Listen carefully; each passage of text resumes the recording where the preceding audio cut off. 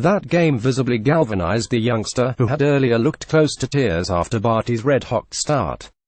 She immediately broke for the first time to reduce the deficit to 5-2 and then reeled off the next 4 games to stun the Australian in cold and windy conditions.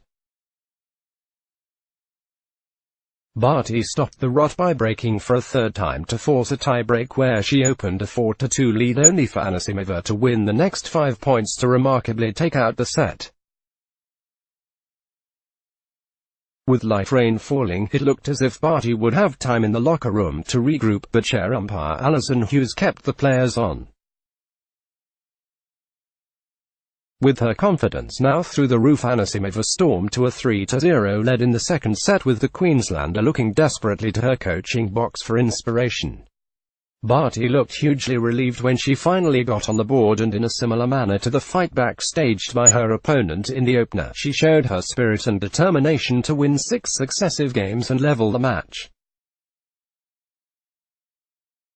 Loading a 7-minute game that featured 4 deuces on the Barty serve kicked off the deciding set, but Anisimova prevailed on her opponent's next service game to take a 2-1 lead. In a titanic 4th game, Barty hit back on her 4th break point with a searing cross-court forehand to wrestle back the momentum of the match. A clearly rattled Anisimova was keen to come off as light rain fell. But with Barty insisting the conditions were fine, Hughes agreed, and she closed out the win on her 6th match point. She remains on course to become Australia's first French Open champion since Margaret Court 46 years ago, having never progressed past the second round at Roland Garros. "That is the hardest thing I have ever had to do," Barty said. "I fought my hardest and it feels amazing.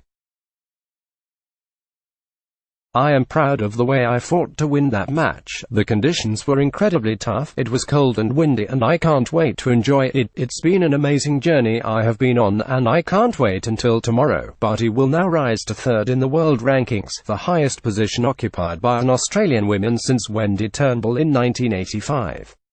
Victory over Vondrousova would see her move to 2nd. AAP Most Viewed in Sport. Loading. Let's block ads. Why?